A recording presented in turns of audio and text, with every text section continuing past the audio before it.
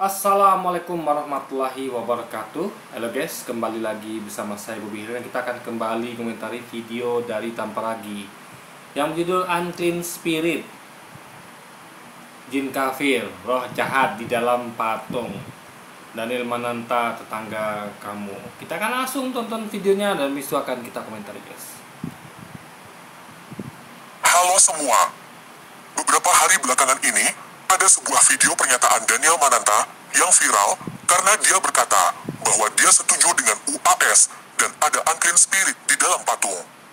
Setelah itu, dia berkata kepada orang-orang yang mengaku pengikut Yesus untuk membaca Yesaya 44 ayat 13-20 sebelum memberikan komentar.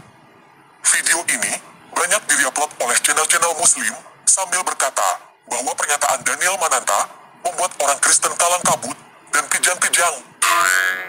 Dan banyak Muslim yang berharap agar Daniel Mananta segera mualaf masuk Islam.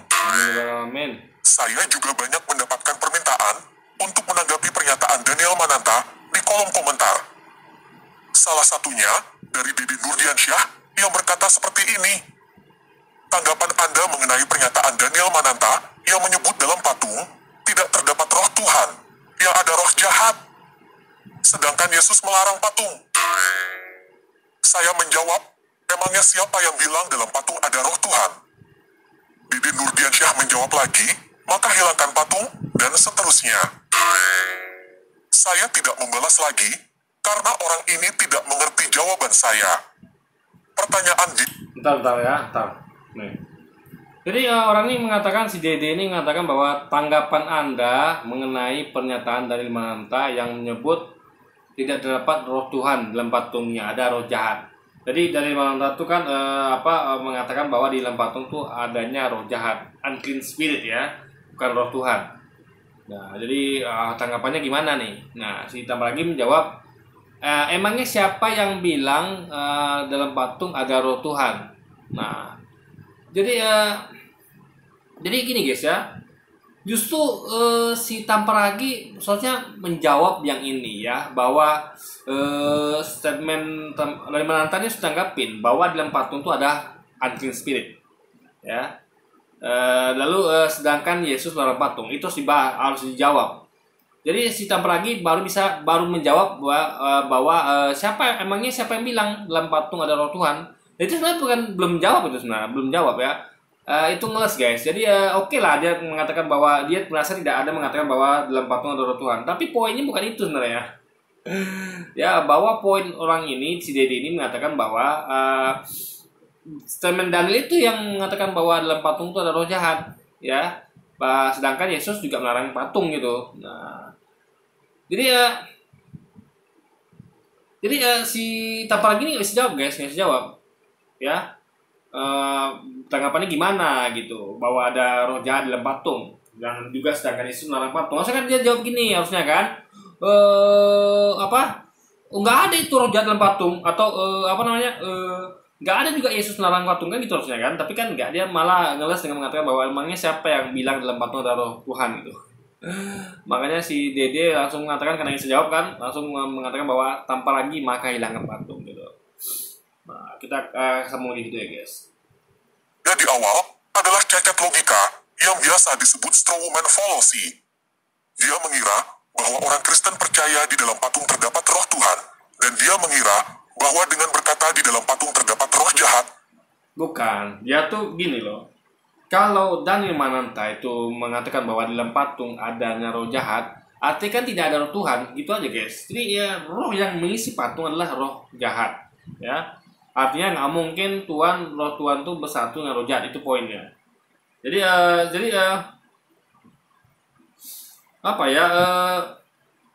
artinya adalah patung itu ya, patung apapun itu termasuk patung Yesus itu dalamnya ada roh jahat gitu.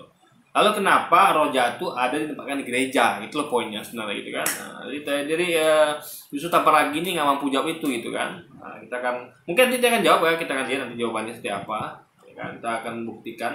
Dia menyerang iman Kristen. Itu adalah cacat logika. Dia membuat asumsi, menyerang asumsi dia sendiri, dan merasa dirinya menang.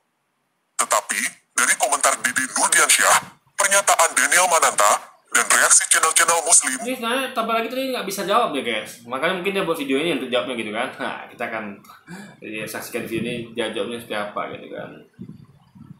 Saya berpikir ulang dan menarik beberapa kesimpulan. Yang pertama, kemungkinan besar mereka mengira bahwa saya menyembah patung. Jadi, saya mau memberikan klarifikasi dulu bahwa saya tidak punya patung di rumah saya dan di gereja saya. Artinya, saya tidak mungkin menyembah patung karena saya tidak punya patung untuk disembah. Kalau kamu menuduh saya menyembah patung, artinya kamu sudah memfitnah orang. Bentar, saya mau tanya dulu ya, apakah tempat lagi ada patung salib? Ingat loh ya, yang disebut patung itu bukan hanya patung Yesus saja di salib, tapi juga patung salib itu juga masuk guys. Jadi ada salib ya, baru tambah gini, yang nggak ada Yesusnya juga itu patung namanya, patung salib gitu. Jadi masa sih tempat lagi nggak punya bahkan patungnya salib itu gitu kan? Ya kayak di inilah mungkin ya, yang dipasang di kalung kayak apa kayak gitu kan, atau di rumah kayak palang salibnya itu aja masa nggak ada gitu kan. Nah, itu yang perlu kita pertanyakan guys. Dan kamu sudah berbuat dosa. Yang kedua, kemungkinan besar mereka mengira bahwa semua orang Kristen mempunyai patung. Seperti yang saya katakan, tidak ada patung di gereja saya, dan setahu saya, banyak gereja yang tidak ada patungnya. Jadi, kalau kamu mengira bahwa semua orang Kristen mempunyai patung, kamu keliru. Yang ketiga, tadinya saya mengira bahwa ya artinya kan berarti kan jadi menyalahkan orang-orang Kristen yang punya patung guys. Jadi kalau masa dia nggak ada di patung nih, berarti kan yang ada patung yang salah kan. Jadi dia ibaratnya dia mau ngelak bahwa aku nggak ada patung gitu kan. Berarti sama dengan ya, berarti kan ya pointer aja gitu, apa tunjuknya sana yang punya patung gitu kan, jangan aku gitu, itu jangan saya, itu maksud dia guys. Berarti dia menyalahkan orang-orang Kristen lain yang membuat patung dan menempatkan patung di tempat ibadah atau rumah mereka guys. ada orang Kristen, Protestan, dan Katolik yang melihat patung, lalu mengira ada roh di dalam patung itu.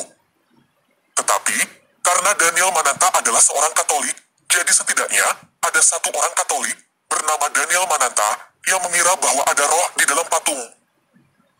Nah, saya tidak perlu menanggapi lagi orang-orang yang menuduh bahwa saya atau semua orang Kristen menyembah patung, karena saya sudah menjelaskan bahwa tidak semua gereja dan tidak semua orang Kristen punya patung, termasuk saya. Dan saya juga sudah membahas pro kontra tentang patung di dalam komunitas gereja sendiri di dalam satu video khusus yang berjudul Ikonoklas. Jadi, saya tidak akan membahas ulang apa yang sudah saya jelaskan pada video itu. Teman-teman bisa menonton video itu setelah menonton video ini sampai selesai, karena linknya sudah saya taruh di akhir video dan di kolom deskripsi. Pada video ini, saya akan memberitahukan di mana kekeliruan Daniel Mananta dan teman-teman yang sepakat dengan dia tanpa menggunakan ayat lain selain ayat yang dirujuk oleh Daniel Mananta. Yesaya 44 ayat 13-20. Oke, kita mulai aja ya.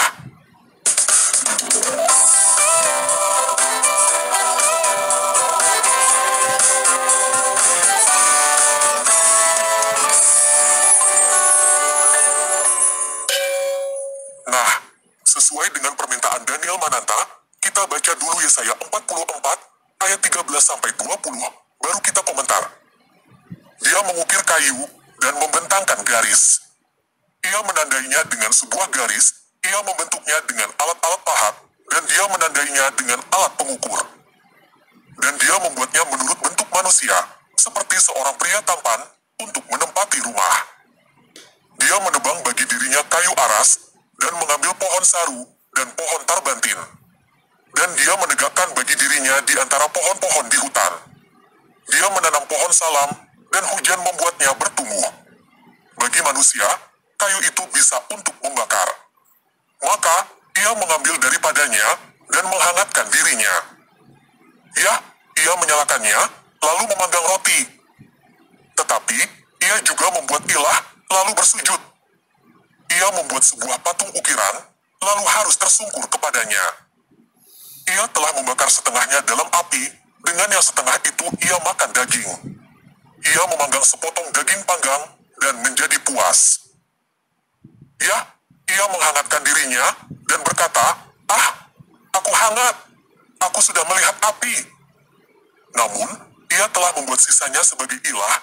Ia harus tersungkur kepada patung ukirannya dan harus bersujud dan harus berdoa kepadanya dan berkata, "Selamatkanlah aku, karena Engkaulah Elohimku." Mereka tidak mengetahui dan tidak mengerti, karena dia telah menutupi mata mereka untuk melihat, hati mereka untuk mengerti. Dan ia tidak berbalik dalam hatinya, dan Jadi gini ya, kalau kita garis bawahi gini. Berarti orang ini ya dia kan sujud dan doa kepada patung itu ya dan berkata, "Selamatkanlah aku karena Engkaulah Elohimku." Ya karena ini sama dengan orang Kristen yang bersujud ya bersujud lutut di depan patung Yesus ya dan mengatakan, "Oh Tuhan, selamatkanlah aku," gitu kan. Mereka berkata itu seperti itu kepada patung itu, guys. Ini hal yang sama dengan yang dilakukan oleh pria ini dong, coba. Sama-sama menghadap patung dan doa kepada patung.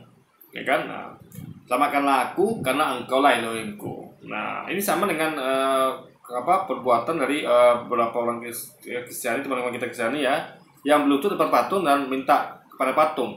Ya Tuhan Yesus, selamatkanlah aku, bisa gitu kan. Di depan patung itu dan menghadap patung ya, sedang menatap ke patung ya. Jadi ini ada hal yang sama gitu.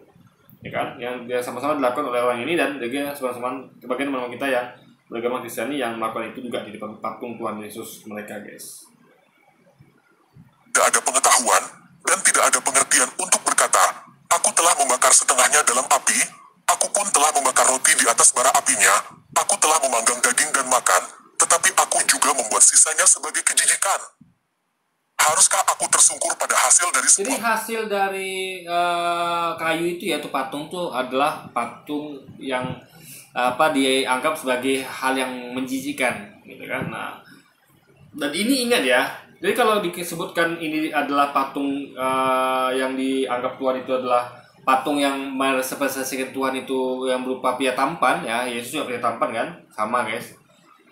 Itu adalah suatu bentuk kejijikan. Nah, ini sama dengan bagaimana babi juga ya, babi yang haram ya. Jadi bukan hanya patung yang dilarang Tuhan. Jadi ada ayat yang mengatakan bahwa janganlah membuat bagimu patung yang merupai apapun, baik langit di atas, bumi di bawah maupun di bawah air. Baru ada ayat berikutnya. Jadi itu kan kalimat itu ditutupkan dengan tanda baca titik, artinya itu larangan pertama. Larangan kedua setelah tanda titik tadi ada di ayat berikutnya, yaitu baru janganlah sujud menyembah kepadanya. Jadi ada larangan dua, guys. Pertama membuat patung nggak boleh, kedua apalagi sujud menyembahnya ya, itu pahami. Jadi patung adalah suatu kejijikan, sama seperti karena dilarang kan, sama seperti dilarangnya babi. Ya, di babi itu bahkan dianalogikan di Alkitab ada baca ya, saya lupa nomor suratnya, tapi pasal berapa, tapi yang saya ingat betul adalah bunyinya kurang lebih seperti ini guys. Jadi babi itu disandingkan dengan binatang-binatang binatang-binatang menjijikan lainnya yang ada di kuali gitu. Nah, jadi babi itu termasuk binatang yang menjijikan gitu kan, karena dilarang. Nah, di konteks ini ingat ya, berarti sama menjijikannya patung ya yang merepresentasikan Tuhan mereka dengan babi yang disamakan dengan makanan menjijikan lainnya karena dilarang haram. Nah, itu adalah dua hal yang sama guys. Nah, dan ingat ya kisah ketika waktu Yesus hendak mengusir setan iblis dalam tubuh manusia di suatu tempat. Di situ dia pergi menyeberangkan sampan oleh seseorang itu kan yang menemani dia ke sana, lalu dia coba usir iblis itu. Nah, iblis itu ya mau keluar setelah disir Yesus, tapi dia request ya, kasih aku bolehkan aku untuk pindah ke babi. Dia ada seorang pengembala di lereng bukit dekat situ ya, di situ juga guys, dekat situ juga gak jauh. Yang terlihat di situ kan, jadi sedang mengembalakan babi-babi hewan ternaknya. Nah, iblis ini minta masuk ke dalam tubuh babi. Nah, pertanyaannya kenapa iblis mintanya masuk ke tubuh babi? Karena dia suka sama babi, guys. Suka. Sama yang menjijikkan suka dia. Sama sesuatu yang menjijikkan yang dalam Tuhan suka. Nah, makanya iblis itu setan itu masuk ke dalam, roh jahat itu masuk ke dalam tubuhnya babi-babi itu, guys. Lalu dia menenggelamkan babi-babi itu ke sungai ya, agar Yesus diusir gitu kan. Karena telah merugikan warga gara-gara Yesus babi-babi itu masuk ke sungai gitu kan, rugi mereka, namanya hilang gitu kan. Itu taktiknya setan untuk ngadu domba Yesus dengan warga sekitar, terutama dengan gembala yang punya babi itu guys. Nah, jadi babi itu adalah binatang menjijikan, equal dengan patung yang menjijikan. Jadi kalau iblis saja suka dalam masuk dalam tubuh babi, tentu dengan hal yang menjijikan lainnya yang dalam Tuhan juga suka juga dia, gitu kan. Jadi tempat-tempat yang menjijikan bagi Tuhan ya, yang Tuhan katakan itu menjijikan, itu adalah tempat tinggalnya yang suka dimasuki oleh roh-roh jahat, setan, iblis, seperti yang waktu kisah setan Toruja itu minta masuk ke dalam tubuhnya babi, ya kan? Itu tempat tinggal mereka. Mereka suka bertempat tinggal di tempat-tempat yang jijik, yang menjijikkan bagi Allah, dan tentu yang dilarang oleh Allah, suka mereka, guys. Orang itu hanya memberi makan debu. Hatinya yang tertipu telah menyesatkannya. Ia tidak dapat menyelamatkan dirinya atau berkata, bukankah apa yang ada di tangan kananku ini sebuah kebohongan? Nah, secara garis besar, apa yang ingin disampaikan adalah manusia mempunyai kemampuan untuk menciptakan apapun, termasuk menciptakan patung. Tetapi tersungkur, sujud, dan berdoa kepada patung, karena berharap patung itu mempunyai kekuatan supranatural yang bisa menyelamatkan manusia, adalah kebohongan karena patung itu bahkan tidak bisa menyelamatkan dirinya sendiri dari manusia. Jadi, di mana letak kesalahan Daniel Mananta dan teman-teman yang sepakat dengan dia? Kesalahannya adalah berkata bahwa di dalam patung itu ada unclean spirit, ada roh jahat, ada jin kafir, atau ada kekuatan supranatural lainnya. Yang benar adalah tidak ada kekuatan supranatural apapun di dalam patung itu. Coba teman-teman ingat-ingat lagi, Yesaya 44 ayat 13-20 yang barusan kita baca. Apakah di situ ada diberitahukan bahwa di dalam patung itu ada roh? Tidak. Jadi, jika kamu baca Yesaya 44 ayat 13-20, lalu kamu mengambil kesimpulan bahwa ada unclean spirit, roh jahat, jin kafir atau kekuatan supranatural lainnya di dalam patung, kamu salah baca. Justru Yesaya 44 ayat 13-20 memberitahukan bahwa tidak ada kekuatan supranatural apapun di dalam patung. Jadi, jika kamu mengira bahwa ada roh Tuhan di dalam patung yang bisa menyelamatkan kamu secara supranatural, kamu keliru.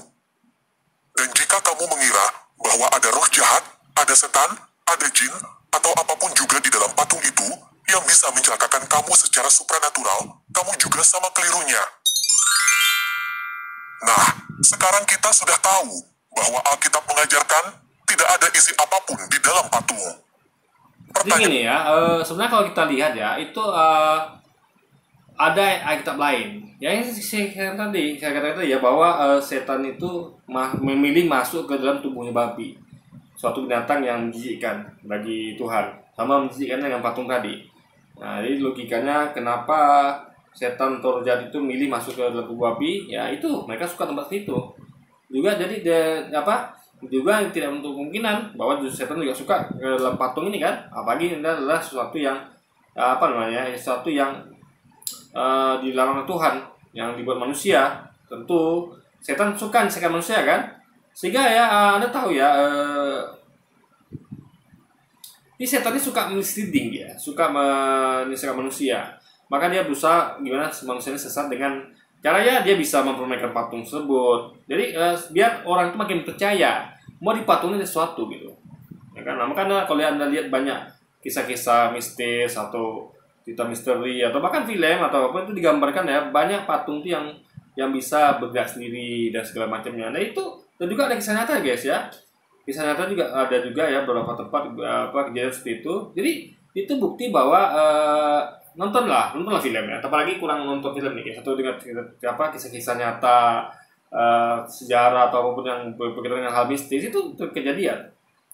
Jadi setan itu ya suka tinggal di boneka ya, patung itu untuk nakut-nakuti manusia guys, ya kan. Jadi apalagi kurang piknik ya kan, dia mungkin nontonnya ya nonton yang nonton yang apa ya, yang mungkin kartun atau apapun itu kan. Jadi ini adalah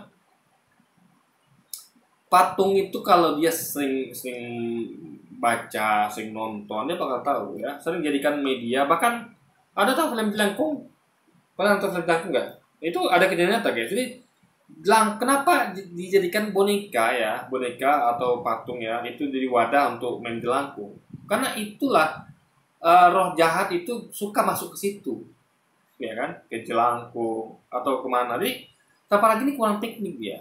Mungkin dia nonton film jelangkung atau orang main jelangkung itu dia nonton dia kan hal seperti itu guys.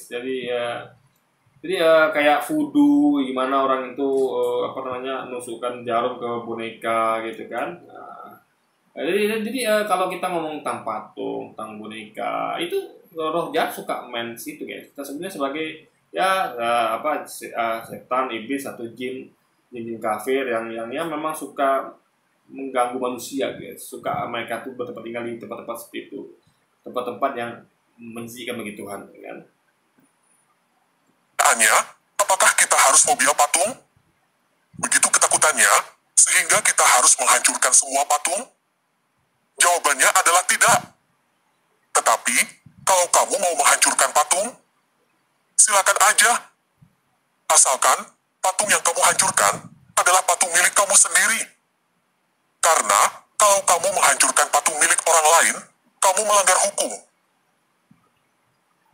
Ngomong bicara hukum, memang kita tahu ya, patung itu termasuk properti. Jadi kalau ada orang punya patung, berarti properti orang itu. Memang hukum manusia memang nggak boleh membolehkan kita untuk merusak properti orang. Tapi kalau hukum Tuhan, itu menurut guys. Ada baca Ulangan pasal 7, dan saya udah buat videonya ya. Dimana Tuhan tuh memerintahkan kita untuk untuk memusnahkan, membakar sampai habis patung yang mereka representasikan sebagai Tuhan mereka guys. Itu masuk ke patung Yesus juga kan, karena patung Yesus adalah patung yang merepresentasikan Tuhan dari mereka. Mereka menuangkan Yesus dan mereka membawa patungnya, artinya patung Yesus adalah patung yang merepresentasikan Yesus sebagai Tuhan mereka. Nah itu Tuhan Allah perintahkan untuk membakar habis patung-patung seperti itu guys, atau dimusnahkan gitu kan. Ya, karena itu adalah suatu, Tuhan tuh benci hal itu. Itu adalah suatu yang menjijikan bagi Tuhan. Jadi menyekutukan Dia, ada ilah lain yang berupa patung gitu kan, yang dibuatkan patung gitu. Nah, jadi diperintahkan untuk dihancurkan. Tapi ya memangnya kalau saja waktu itu diperintahkan siapa ya? Saya lupa ya, kepada Musa dan Harun kalau saya salah guys, atau kepada siapa dia diperintahkan untuk menghancurkan itu patung-patung itu ya. Nggak salah memang Musa dan Harun, nggak salah ya. Nah, coba kalau Musa dan Harun itu zaman sekarang, mereka nggak peduli tuh. Mau kubuat manusia nggak peduli. Kalau ketika Tuhan mintakan untuk hancurkan, ya mereka hancurkan, mereka musnahkan, bahkan sampai habis gitu kan. Nah, mungkin mereka bakal nggak tangkap. Karena sekarang hukum itu mengatur itu makanya kalau saya sebagai penguasa nggak boleh hukum itu bertentangan dengan suci. Maka kalau saya jadi penguasa, saya kan ketika buat hukum kan, saya kan buat hukum menghancurkan properti orang itu masuk penjara gitu atau dikena hukum gitu kan. Tapi saya akan sesuaikan dengan kitab suci yang mengatakan bahwa Tuhan memerintahkan untuk menghancurkan patung, membakar patung sampai habis atau memusnahkannya. Jadi saya akan buat poin pengecualian. Jadi nggak boleh menghancurkan properti orang dalam hal ini barang-barang orang lain kecuali patung, apalagi patung sembahan, patung yang merepresentasikan Tuhan mereka itu nggak apa-apa dihancurkan itu kan, harus kalau perintah Tuhan gitu kan. Nah, jadi sekarang Anda tinggal mau ikut hukum manusia atau hukum Tuhan guys. Tapi saya sekali tidak menyarankan Anda ya untuk ikut hukum Tuhan dalam hal ini. Kenapa? Karena hukum manusia ini guys ada siap di penjara gitu karena merusak properti orang atau siap untuk rugi gitu kan. Jadi ya susah melakukan hukum Tuhan ya di tengah situasi yang sekarang ini di mana hukum buat manusia itu merajalela gitu kan. Saya kan buat perkecualian. Jadi untuk menghancurkan properti orang yang merupakan Tuhan yang patung yang merepresentasikan Tuhan mereka itu boleh harusnya kan, tapi kan tidak, sayang hukum kita mengatur itu tidak boleh, dan kalau paksa juga melakukannya ada kan kena hukum guys, kena kasus hukum gitu kan, dan bisa dipenjarakan tentunya. Pertanyaan berikutnya adalah, apakah Alkitab melarang kita untuk membuat atau memiliki patung? Jawabannya adalah tidak. Alkitab bukan melarang kita untuk membuat atau memiliki patung. Berarti dia nggak baca ya. Kalau dia baca ya, ada ayat yang berbunyi, saya lupa tuh, saya udah buat videonya ya. Anda bisa nonton video sebelum video ini ya. Di sana saya ada bikin video judulnya adalah pelarangan Tuhan untuk membuat patung, ya kan? Nah, itu kalimat ayat pertamanya berbunyi ya, janganlah membuat bagi kalian patung yang menyerupai apapun, baik langit di atas, di bumi di bawah maupun di bawah air, di bawah bumi. Itu titik, guys. Titik, artinya itu larangan pertama, karena situ ada titik, tanda berhenti, tanda stop ya. Baru masuk ke ayat berikutnya. Ya, baru dan janganlah sujud menyembahnya atau beribadah padanya. Ini beda lagi nih. Larangan berikutnya, larangan kedua, berarti ada dua larangan karena dipisahkan oleh dua ayat ya. Jadi ada ayat pertama untuk larangan pertama, ayat kedua larangan kedua, dan itu dipisahkan oleh tanda baca titik. Ini ada dua larangan di situ. Nah, itu yang teman lagi tidak pahami. Jadi itu adalah dua ayat yang berbeda, yang menunjukkan bahwa ada dua larangan jadinya kan. Larangan pertama ada di ayat pertama, larangan kedua di ayat kedua. Larangan pertama itu jangan buat bagi patung. Larangan kedua adalah dan jangan sujud menyembah padanya. Jadi ada larangan buat patung, ada di kita. Kita tanpa lagi nggak paham deh guys. Makanya tontonlah video saya itu tanpa lagi ya. Yang saya buat video ini menjelaskan fakta bahwa kita melarang untuk membuat patung. Tetapi melarang kita membuat atau Bahkan di ulangan 7 Tuhan memintakan untuk menghancurkannya bahkan. Jadi bukan hanya larangan untuk membuat, kalau ada yang membuat hancurkan gitu kan. Nah itu tegas sudah di Tuhan Allah ngomong dari kita tegas. Melarang buat patung yang menyerupai apapun di langit di atas, bumi di bawah maupun di bawah air, dan menghancurkannya. Tuhan-tuhan yang patung yang merepresentasikan Tuhan siapapun gitu guys. Jadi lengkap. Ada aturan untuk melarang buat patung, ada aturan untuk menghancurkannya guys. Lengkap sudah. Bikin patung untuk disembah. Alkitab bahkan mencatat bahwa Tuhan sendiri menyuruh Musa untuk membuat dua patung kerub dari emas di atas tabut perjanjian di dalam ruang Maha Kudus. Untuk apa dua patung kerub di situ? Untuk mengingat. Dia nyamakan dengan patung itu. Dia gini ya, nih. Saya kasih logika ya. Ketika Tuhan larang untuk jangan buat patung, itu tentu ada maknanya. Kenapa? Karena kejadian banyak orang buat patung disembah. Makanya untuk mencegah itu terjadi, Tuhan luaskan hukumnya. Sehingga orang tuh nggak boleh buat patung. Kenapa? Untuk kemungkinan agar orang ini tidak membuat patung untuk sembahan. Sama kayak misalnya kayak berzina, ya.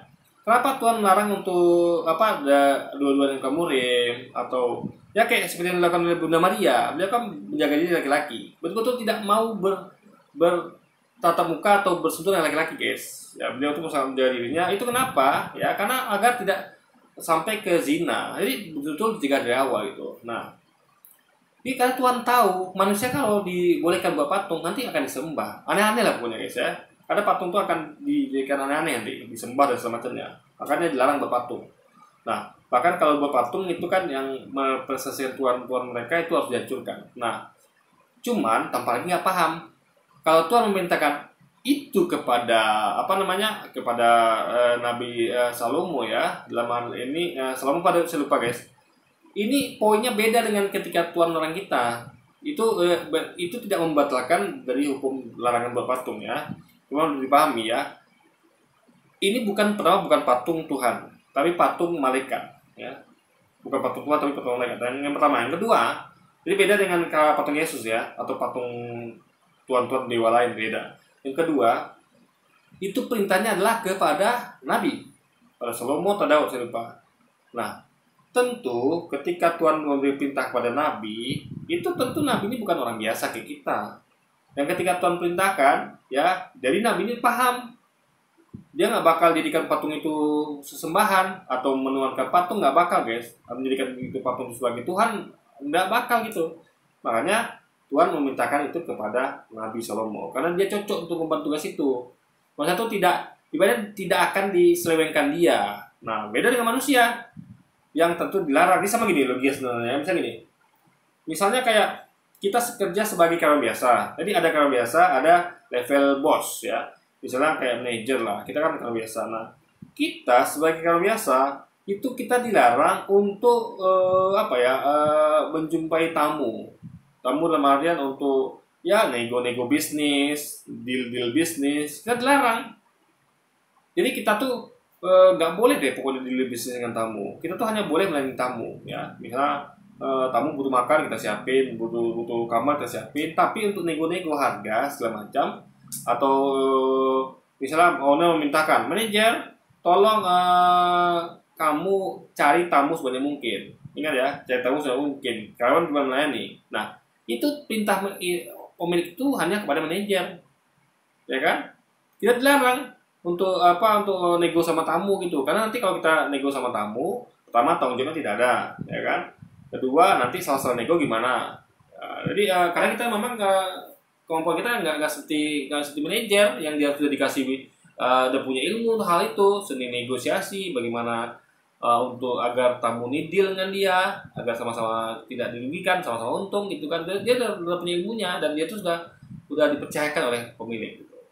Jadi makanya jangan samakan, kita pasti dilarang deh. Pasti kita dilarang, jangan nego sama tamu ya. Itu tugas manajer. Ya, jadi ada hal-hal yang pemilik perusahaan itu perintahkan pada manajer dan itu dilarang dikerjakan oleh karyawan. Itu hanyalah dikerjakan oleh manajer. Paham ya?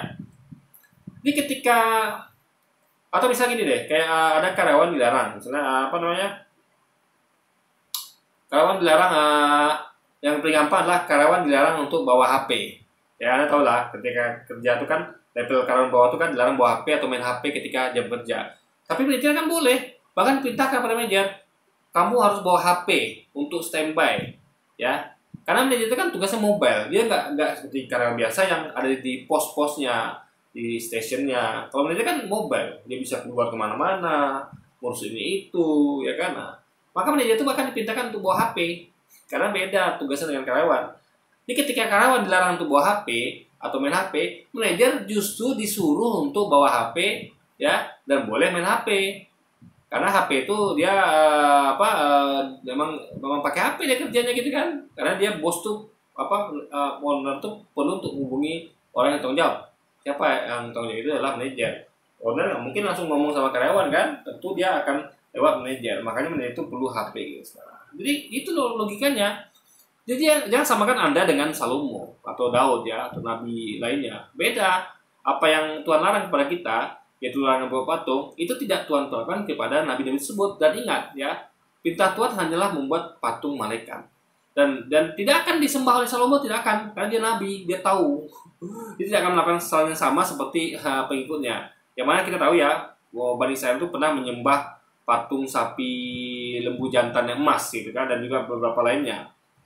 Jadi banyak manusia itu terjumus menyembah patung atau membuat patung yang merepresentasikan Tuhan mereka. Patung Yesus lah, patung dewa-dewa lah.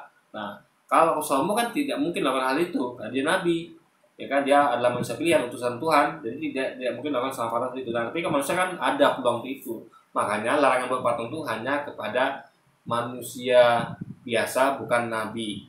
Nah, jadi nabi itu sebenarnya dilarang buat patung.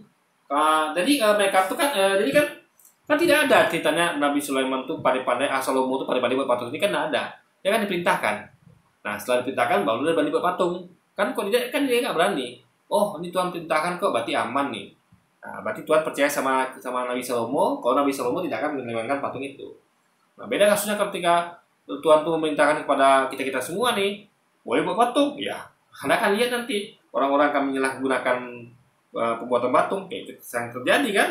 Dan dulu sekarang terjadi bahwa orang buat patung Yesus yang merepresentasikan Tuhan mereka, dan mereka bahkan berdoa kepada patung itu, ya kan, mencium lututnya dan segala macam. Jadi itu bukti bahwa mereka itulah patung yang merepresentasikan Tuhan mereka. Makanya Allah tahu itu, sehingga Dia melarang kita semua untuk berpatung. Tapi Salomo dipintakan buat patung karena dia mengerti Salomo tidak akan seperti kita yang memberi kesempatan membuat patung untuk kita buat patung yang merepresentasikan Tuhan kita, guys. Gitu loh logikanya. Dan kita kepada kerup yang menjaga di Taman Eden. Jadi, apa bedanya patung berhala dengan bukan patung berhala?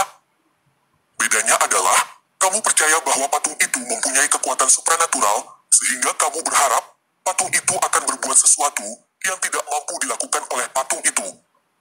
Artinya, berhala itu bukan hanya patung. Ada orang yang percaya batu, pedang, keris, kain, kertas, atau lainnya mempunyai kekuatan supranatural yang bisa membawa keberuntungan atau kecelakaan, padahal sebenarnya tidak. Apakah berarti kita tidak boleh punya batu, pedang, keris, kain, kertas, atau lainnya? Apakah berarti semua batu, pedang, keris, kain, kertas, atau lainnya harus dimusnahkan? Iya, semua hal yang membuat kita percaya bahwa ada kuasa selain Tuhan itu harus dimusnahkan. Sedangkan patung aja ya yang merepresentasikan Tuhan yang mereka sembah, ya kan, Tuhan mereka itu disuruh musnahkan. Padahal apalagi tadi mengakui bahwa itu nggak ada kuasa, cuma dipercaya. Apalagi ini juga sama-sama nggak punya kuasa tapi dipercaya punya kuasa, guys. Nah, itu harus dihancurkan ya. Ya apapun itu berhalanya, baik berupa patung yang merepresentasikan Tuhan mereka atau yang hal seperti ini yang dipercaya ada di situ adalah roh Tuhan atau yang roh jahat ya, harus dihancurkan, guys. Nah, itu perintah Tuhan sendiri ya, di Ulangan pasal 7. Nggak bisa baca ya. Nah, jadi ya, tapi selagi ya kita ini terkendala sama hukum buatan manusia. Jadi hukum buatan Tuhan harus ngalah kepada hukum buatan manusia. Kenapa? Karena kalau hukum buatan Tuhan nanti Anda akan menerima akibat nanti di neraka nanti, kira-kira. Jadi kalau di dunia Anda akan kena hukum buat manusia dulu gitu kan. Tapi orang-orang yang sabar ya, ada orang yang nekat nih melaksanakan hukum Tuhan, dia di penjara atau segala macam, tapi dia sabar, dia kan adalah pemenang, guys. Jadi mungkin dia orang lihat kan, aduh si Fulan masuk penjara nih, melanggar hukum, kasihan. Nah tapi kalau dia sabar nilainya, dia akan menang nanti di akhirat. Orang yang menangkapnya itu yang akan dimasukkan ke dalam nerakanya Allah ya, karena mereka telah menangkap orang yang mempenjarakan orang yang bahkan yang justru telah melakukan perintah Allah gitu untuk memusnahkan sampai habis, bakar dengan api ya patung-patung yang merepresentasikan Tuhan mereka, guys. Supaya tidak jadi berhala? Tentu tidak kan? Karena masalahnya bukan pada batu, pedang, keris, kain, kertas, atau lainnya itu, tetapi masalahnya ada pada pola pikir kita. Kalau kamu percaya bahwa benda-benda itu punya kekuatan supranatural, kamu salah dan kamu harus bertobat. Jelas ya? Nah, tanggapan saya mengenai... Ya,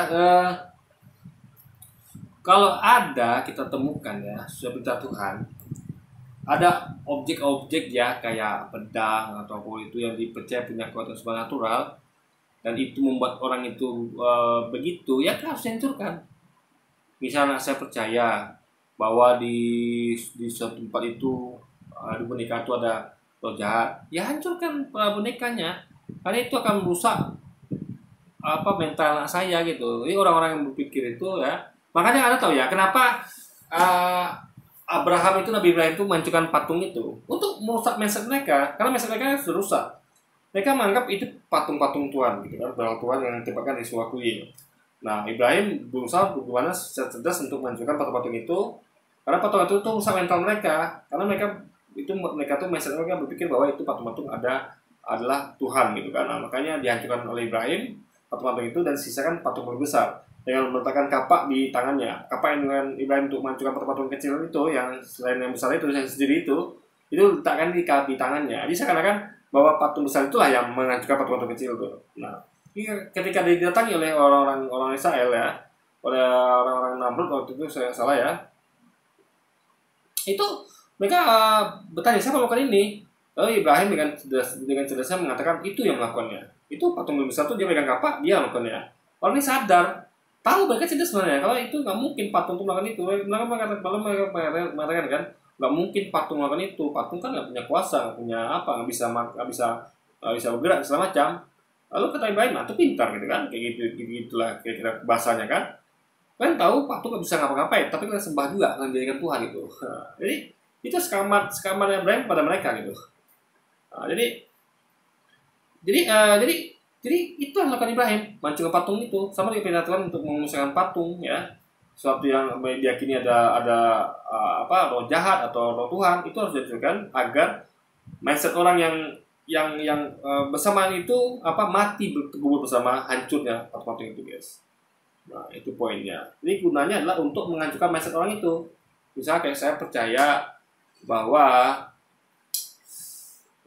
di suatu tempat itu, atau contoh gini, ada orang percaya kalau kayak di pohon itu kan ada jin tinggal situ.